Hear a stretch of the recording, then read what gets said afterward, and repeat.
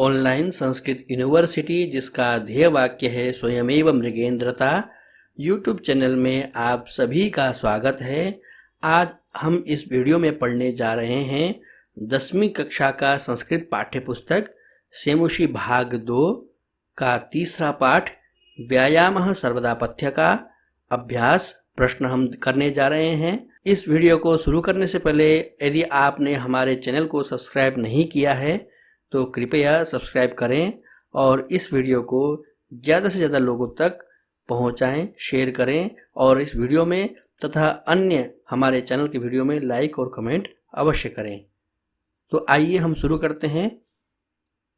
सबसे पहला अभ्यास है एक पदेन उत्तरम लिखत, अर्थात एक पद से, एक पद मतलब एक शब्द से उत्तरों को लिखें। परमम आरोग्यम कस्मात् जायते, परम आरोग्य किससे उपजायते मतलब पैदा होता है, मतलब उत्पन्न होता है अर्थात मिलता है। व्यायामाद् उपजायते श्लोक में आया है, तो व्यायाम से हमें परम आरोग्य की प्राप्ति होती है।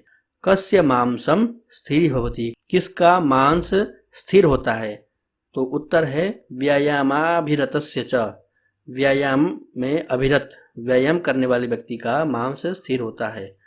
सदा कः पथ्यः, हमेशा क्या हितकर है, व्यायामः हितकर है। व्यायामः सर्वदा पथ्य पाठ में ही लिखा है, सर्वदा का पर्यायवाची शब्द है सदा, तो पूछा गया है सदा कः पथ्यः व्यायामः।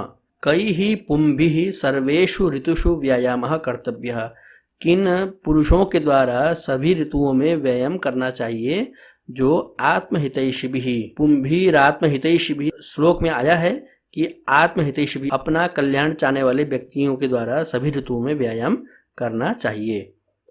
व्यायाम स्विन्न गात्रस्य समीपम केन उपसर्पन्ति, व्यायाम से उत्पन्न पसीने से लथपथ शरीर के पास क्या नहीं आते हैं, तो व्याधयः अर्थात रोग व्यायाम करने वाले व्यक्ति के पास कभी नहीं आते हैं। तो यह आपका पहला अभ्यास था।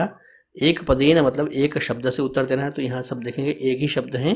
द्वितीय अभ्यास हम देखेंगे अधोलिखितानां प्रश्नानां उत्तराणि संस्कृत भाषया लिखत, अधोलिखित प्रश्नों के उत्तरों को संस्कृत भाषा के द्वारा लिखो। पहला प्रश्न है कीदृशम कर्म व्यायाम संगीतम कथ्यते, किस प्रकार के कर्म को व्यायाम कहा जाता है, उत्तर है शरीरायास जननम कर्म व्यायाम संगीतो कथ्यते, शरीर के परिश्रम से उत्पन्न होने वाले विशेष कर्म को व्यायाम कहते हैं।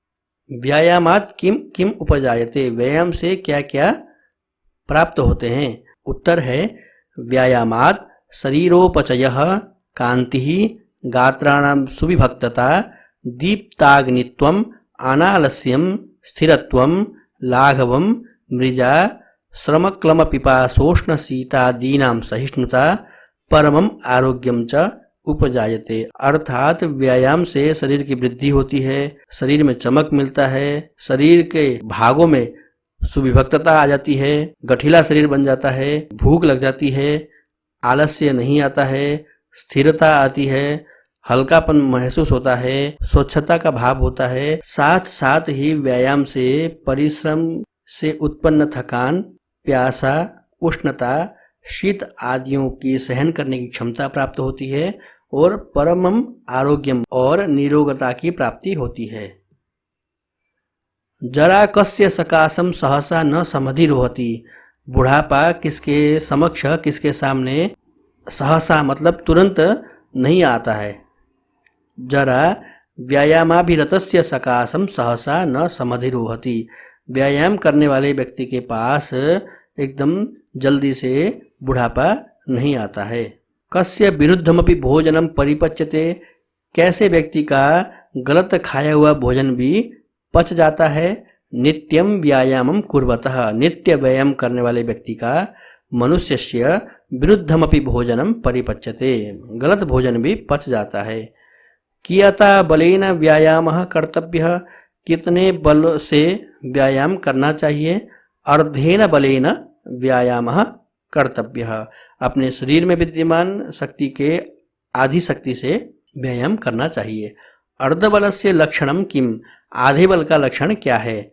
व्यायामं कुर्वतो जन्तोः हृदय स्थान स्थितो वायुः यदा वक्त्रं प्रपद्यते तद अर्धबलस्य लक्षणम। अर्थ है, व्यायाम करने वाले व्यक्ति का हृदय में स्थित जो प्राण वायु है, यदि वह मुंह की ओर आने लगे तो वह आधे बल का लक्षण है। हमें समझना चाहिए कि हमारी आदि शक्ति का उपयोग हो चुका है। अभ्यास नंबर 3 में हम देखते हैं, उदाहरणम अनुसृत्य कोष्ठकगतेषु पदेषु तृतीया विभक्तिम प्रयुज्य रिक्तस्थानानि पूरयत। यहाँ कोष्ठक में दिए गए शब्द हैं, इन शब्दों को तृतीया विभक्ति में प्रयोग करके इन रिक्त स्थानों को पूरा करना है। तो यहाँ उदाहरण देखेंगे, व्यायामः डैश हीनमपि सुदर्शनम करोति। तो यहाँ गुण शब्द है, इसका तृतीय विभक्ति में यहाँ प्रयोग दिखाया गया है, गुणैहि। अब हम प्रयोग करेंगे बलस्यार्ध का, तो बलस्यार्धेन, व्यायाम का व्यायामेन, विद्या का विद्यया, चरण का चरणेन, नासिकया अर्थात डैश व्यायामः कर्तव्य, बलस्यार्धेन व्यायामः कर्तव्य, आधे बल से व्यायाम करना चाहिए। तृतीया विभक्ति का कारक का नाम होता है करण कारक। करण में जो है कि ने, से और द्वारा, ये 3 अर्थ इसके बनते हैं।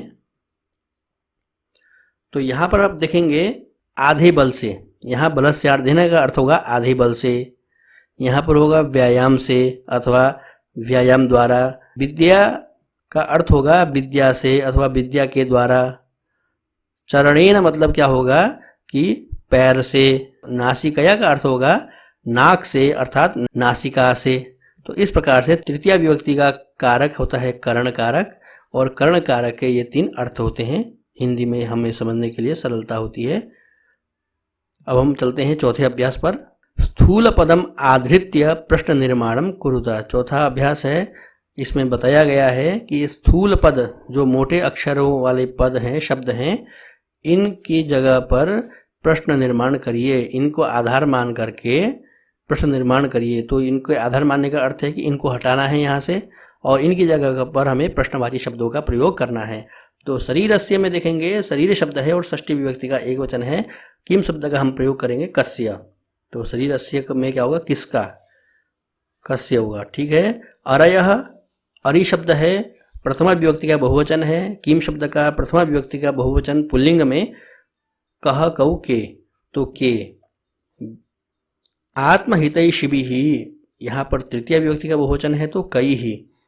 व्यायामं कुर्वतः विरुद्धम भोजनम अपि परिपच्यते। व्यायाम करने वाले व्यक्ति का विरुद्धम भोजनम, कैसा भोजन, विरुद्धम भोजनम, तो गलत खाना भी पच जाता है, यह अर्थ है। तो विरुद्ध की जगह हम क्या पूछेंगे, कैसा भोजन। और कैसा शब्द के लिए आता है कीदृशम। गात्राणाम सुविभक्तता व्यायामेन संभवति। किसकी सुविभक्तता व्यायाम के द्वारा संभव है। तो किसकी अर्थ के लिए गात्राणाम है, गात्र शब्द शरीरवाची शब्द है, और यह षष्ठी विभक्ति का बहुवचन है, तो जो है कि केशाम, किम शब्द का प्रयोग होगा केशाम होगा। तो हमने चौथा अभ्यास भी कर लिया है। अब हम चलते हैं चौथे अभ्यास का अभाग। षष्ठ श्लोकस्य भावम आश्रित्य रिक्त स्थानानि पूरयत। हमने 11 श्लोकों को पढ़ा है। उन 11 श्लोकों में जो छठा श्लोक है उसको आप देखेंगे, उस श्लोक का यहाँ पर संस्कृत में अर्थ दिया गया है। जो संस्कृत श्लोक में बताया गया है उसका भाव को लेकर के यहाँ पर अर्थ दिया गया है। और अर्थ देते समय, इस भाव अर्थ देते समय यहाँ 4 जगह पर रिक्त स्थान छोड़े गए हैं। यहाँ पर हमें उस श्लोक को पढ़ना है। उस श्लोक को पढ़ करके यहाँ पर जो है कि जो भी शब्दों की कमी है उन शब्दों को यहाँ पर भरना है। तो यहाँ देखेंगे समीपे उरगाः न, तो समीप में उरग मतलब सांप, न उपसर्पन्ति नहीं आते हैं, तो समीप में सांप न। इसी प्रकार व्यायाम व्यक्ति के पास डैश न जाते हैं। व्यायाम वयोरूप गुणोहीनम अपि जनम डैश करोति। वयोरूप गुण से हीन व्यक्ति को भी व्यायाम क्या करता है।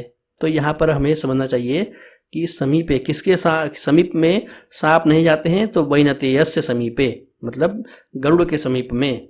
यहाँ डैश है तो यहाँ क्या होगा, न उपसर्पन्ति, क्योंकि यह करता है तो किसका क्रिया होगा, यहाँ क्रिया नहीं है तो क्रिया लगाएंगे हम उपसर्पन्ति। इसी प्रकार व्यायामिनः जनस्य समीपम, व्यायाम करने वाले व्यक्ति के समीप में क्या नहीं जाता है, जैसे गरुड़ के पास सांप नहीं जाता है, ऐसे ही व्यायाम करने वाले व्यक्ति के समक्ष भी क्या नहीं जाता है, रोग नहीं जाते हैं। व्याधयः, उस श्लोक में जब हम पढ़ेंगे आप देखेंगे छठे श्लोक को, तो वहाँ पर व्याधयः लिखा है व्याधयो नोपसर्पन्ति, इसको आप देख सकते हैं। व्यायामः वयोरूप गुणोहीनम अपि जनम, व्यायाम के द्वारा जो उम्र में, रूप में और गुणों से भी हीन है, ऐसे व्यक्ति को भी क्या करता है व्यायाम, सुदर्शनम, अच्छा दिखने वाला बना देता है। तो यह इसका अर्थ है। अब हम चलते हैं आगे के अभ्यास में। प्रश्न नंबर 5, व्यायामस्य लाभाः इति विषयम् अधिकृत्य पंचवाक्येषु संस्कृत भाषया एकम अनुच्छेदम लिखत। यहाँ कहा गया है व्यायाम के लाभ, इस विषय को आधार मान करके संस्कृत भाषा में 5 वाक्यों का एक अनुच्छेद लिखें, एक पैराग्राफ लिखें। तो सबसे पहले आपको हम यहाँ पर बताएंगे कि आप यदि संस्कृत भाषा में लिख नहीं सकते हैं तो आपको क्या करना है कि हिंदी में सबसे पहले लिखेंगे, और वहाँ पर हिंदी में बनाने के बाद आप प्रयास करेंगे विभक्तियों को देख करके, कारक को देख करके वहाँ पर संस्कृत शब्दों का प्रयोग करेंगे हिंदी के शब्दों की जगह पर, और वहाँ पर संस्कृत भाषा में लिखने का एक प्रयास करेंगे। आपके समक्ष हमने यहाँ पर 5 अनुच्छेद दिए हैं, इसको हम पढ़ते हैं। शरीरायास जननम कर्म व्यायामः कथ्यते, व्यायामेन आलस्यं नश्यति, स्थौल्यापकर्षणं भवति, व्यायामशीलः नरः सदा निरोगः तिष्ठति, व्यायामेन पाचनशक्तिः वर्धते, मनुष्यः बलवान् अपि जायते, पक्षिणः आकाशे उड्डीयन्ते, तेषाम् उड्डयनमेव तेषां व्यायामः, पशवोऽपि इतस्ततः पलायन्ते, पलायनमेव तेषां व्यायामः, शैशवे शिशुः स्वहस्तपादौ चालयति, अयमेव तस्य व्यायामः, यथा शरीरस्य रक्षायै उचितं भोजनम् उचितश्च व्यवहारः आवश्यकोऽस्ति, तथैव शरीरस्य स्वास्थ्याय व्यायामः अपि आवश्यकः। तो हम इसको समझते हैं। पहले अनुच्छेद में हमने लिखा है शरीरायास जननम, शरीर के परिश्रम से उत्पन्न होने वाला कर्म व्यायाम कहा जाता है। व्यायाम से आलस्य नाश होता है, मोटापा कम होता है, व्यायाम करने वाला व्यक्ति हमेशा निरोगी रहता है। तीसरा है व्यायाम से पाचन शक्ति की वृद्धि होती है, मनुष्य बलवान भी होता है। चौथा है पक्षी आकाश में उड़ते हैं, उनका उड़ना ही उनके लिए व्यायाम है। पशु भी इधर उधर भागते हैं, दौड़ते हैं, उनका इधर उधर दौड़ना भागना ही उनका व्यायाम है। शिशु अवस्था का जो बच्चा है, बालक है, वह अपने हाथ पैर को चलाता है, उसके लिए उसका वह हाथ पैर चलाना ही व्यायाम है। 5वां है जैसे शरीर के रक्षा के लिए उचित भोजन चाहिए, उचित व्यवहार चाहिए, ये दोनों आवश्यक हैं, इसी प्रकार शरीर के स्वास्थ्य के लिए व्यायाम भी अत्यंत आवश्यक है। ये 5 अनुच्छेद हमने लिखे और आपको समझाया भी। अब हम आगे चलते हैं। आगे है अर्थात 5वें क्वेश्चन का भाग है यथा निर्देशम उत्तर, जैसा निर्देश दिया गया है उस हिसाब से उत्तर दीजिए। तत्कृत्वा तु सुखम देहम, तत्कृत्वा तु सुखम देहम अत्र विशेषण पदम किम। तो यहाँ देहम विशेष्य शब्द है, शरीरवाची शब्द है, और इसका विशेषणवाची शब्द है सुखम, तो यहाँ पर विशेषण पद क्या होगा, सुखम होगा।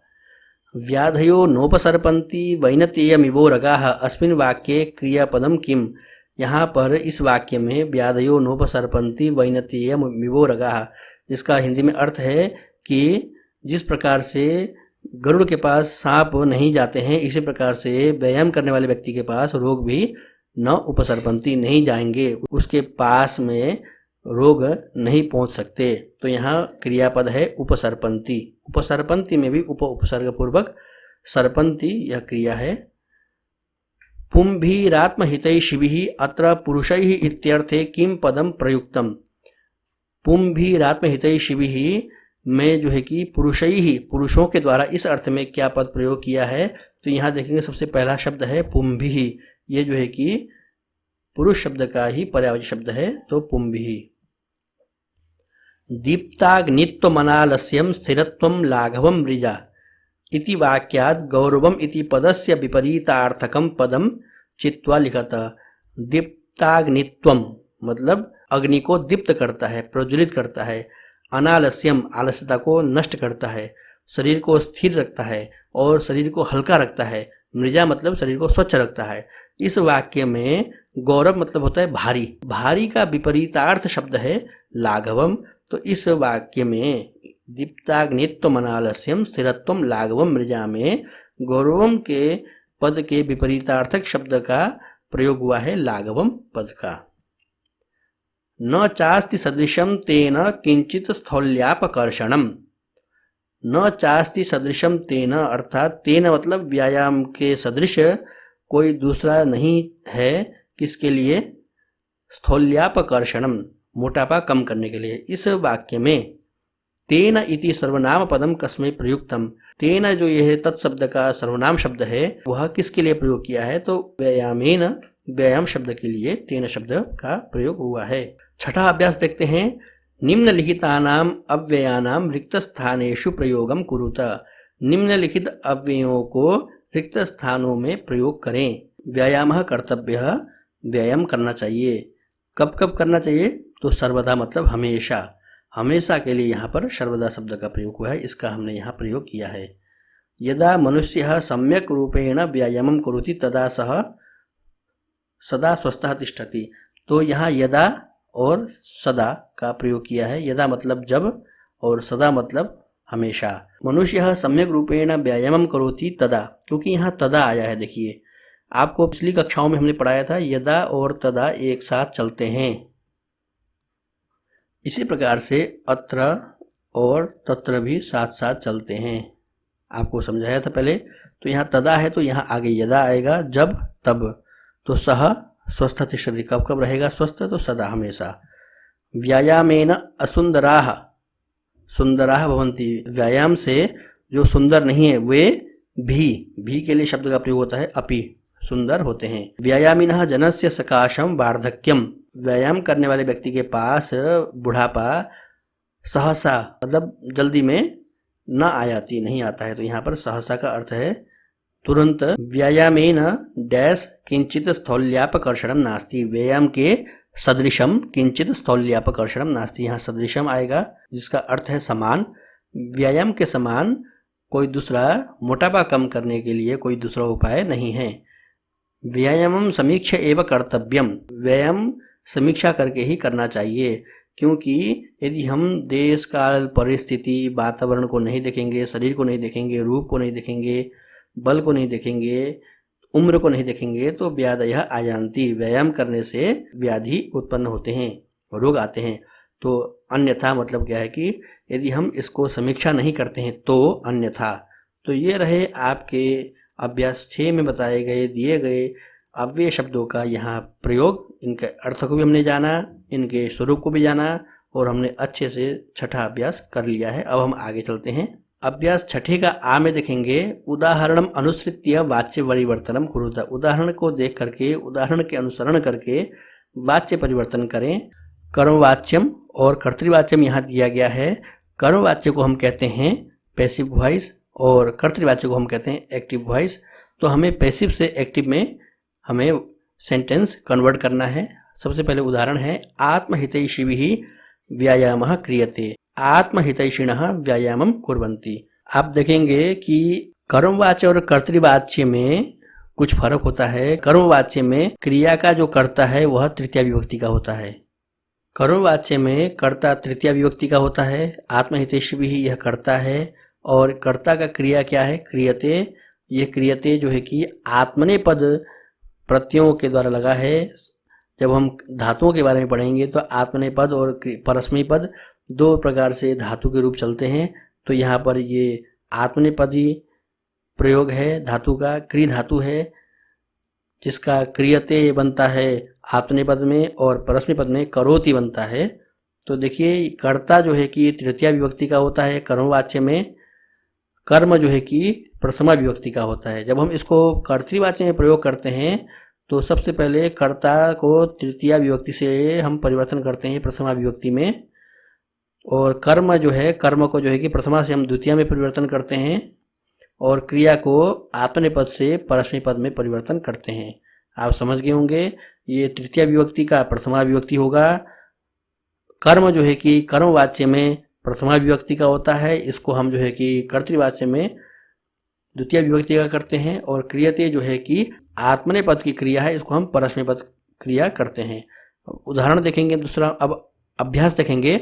बलवता विरुद्धमपि भोजनम पच्यते। बलवता तृतीया का शब्द है, एक वचन का, इसको हम जो है कि कर्तृवाच्य में एक वचन में परिवर्तन करेंगे प्रथमा विभक्ति के, तो बलवान आ गया बलवान।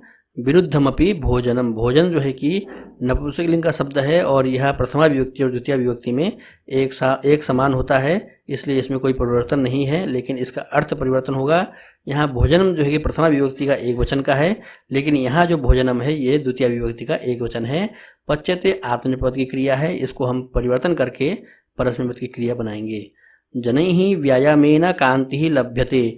जनैहि देखेंगे तृतीय विभक्ति का है और जो है कि इसको हम जो है कि प्रथमा विभक्ति में बहुवचन का करेंगे, जनाः। व्यायामेन, एक इसमें कोई परिवर्तन नहीं होगा। अब हम कर्म में देखते हैं। कांति, कांति को प्राप्त करते हैं, तो यहाँ प्रथमा विभक्ति का एक वचन में कर्म है, इसको हम द्वितीय विभक्ति में करेंगे, कांतिम। लभ्यते जो है कि आत्मनेपद की क्रिया है, तो इसको हम लभन्ते। मोहनेन पाठः पठ्यते। मोहन के द्वारा पाठ पढ़ा जाता है, यह अर्थ है। यहाँ पढ़ने का काम मोहन के द्वारा हो रहा है। मोहनेन में तृतीय विभक्ति का एक वचन है, इसको हम कर्तृवाच्य में ले जाते समय प्रथमा विभक्ति का करेंगे, जो कि मोहनः बनेगा। पाठः ये कर्म है, लेकिन ये कर्मवाच्य का प्रथमा विभक्ति का रूप है, इसको हम कर्तृवाच्य में ले जाते समय पाठम होगा। पठ्यति की जगह पर परस्मैपद की क्रिया होगी पठति।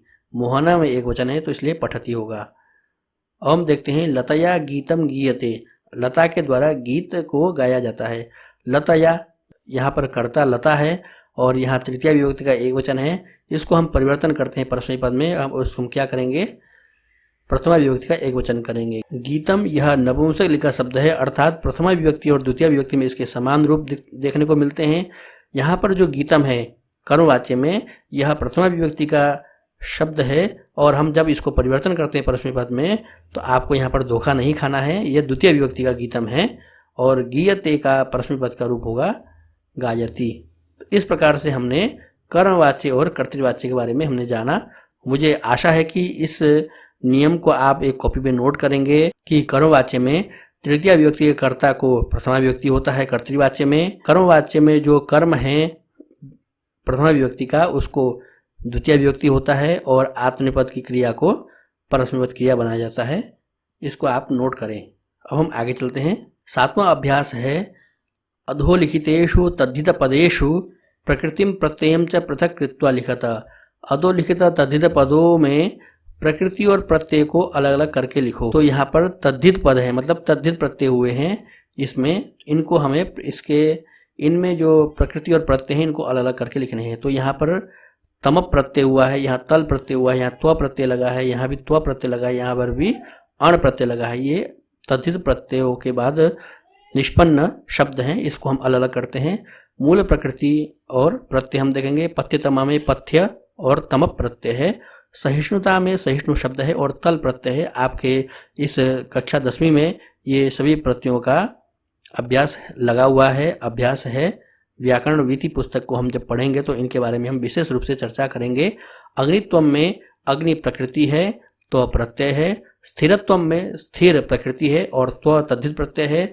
लाघवम में लघु शब्द है और अण प्रत्यय होता है, ण अंत में है, इसलिए इसकी वृद्धि होकर के लाघवम बनता है। यह सप्तम अभ्यास का अ भाग हमने सब पूरा किया। अब अगली वीडियो में हम योग्यता विस्तार को हम पढ़ेंगे। योग्यता विस्तार अथवा अभ्यास के बाद बनाए जाने वाले वीडियो में अभ्यास के बाद जितने भी विषय आपके लिए दिए गए हैं आपके पाठ्यक्रम में, परिशिष्ट के रूप में माने, भाषिक विस्तार माने और योग्यता विस्तार माने, कोई भी परिचय हो, इसको हम जो है कि अंत के वीडियो में, पाठ के सबसे अंतिम भाग में हम इसमें रखते हैं। तो इस वीडियो में अभ्यास प्रश्न थे। आगे की वीडियो में हम आपको जो है बताएंगे योग्यता विस्तार के बारे में और इस पाठ से जुड़े हुए अन्य तथ्यों के बारे में हम चर्चा करके आएंगे। तब तक के लिए विदा लेते हैं। धन्यवाद, नमस्कार।